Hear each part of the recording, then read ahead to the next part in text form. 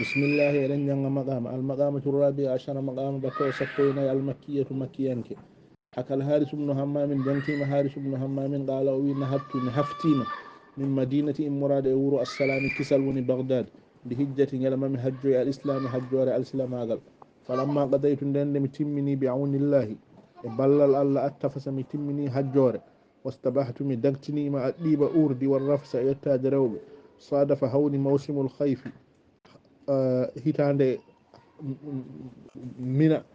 hitande mina nde hawri ma'ana e sattugol as-sayfi ceeɗu fastadhartu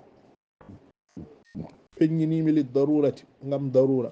bima yaqi fastadhartu ɗuworimi lid-darurati ngam darura bima yaqi ko ene danda harra nguleyki az-zahirati feññange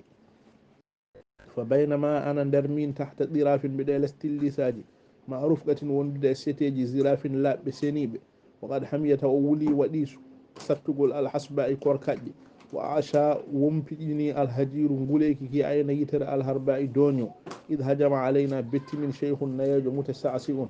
نياج نيو تفتو نيو قول يتلوه أن روي مكو فتن سقط مترعرئون يفتدو فسلم الشيخ نياج وسلمني تسليم سلمين قول أديب غنو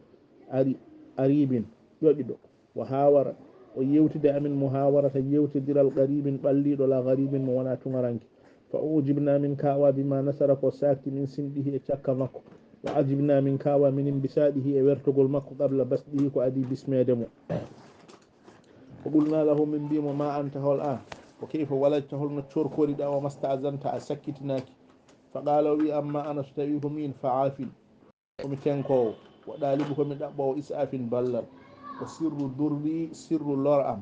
غير خاف سوداك والنظر إلي داردمي شفيء كتفو ولي ونندمي كاف كجو وأما الانسياب استيقظ يور تقول الذي ألق به مجوتي أمودم ألفتي أبو سك سكا فما هو بعجاب ونا هو دهاونين إذ ما على الكرماء على يتدب من هجاب ويرنغلو فسألناه من نامني أن نهتداه نوفير إلينا في أودان وبما استدله الكو تندنوري علينا يدو أمين فقال وإن للكرم نوادن تدين النشر الأورغل تنم به ولن أكا يمودم نفحاته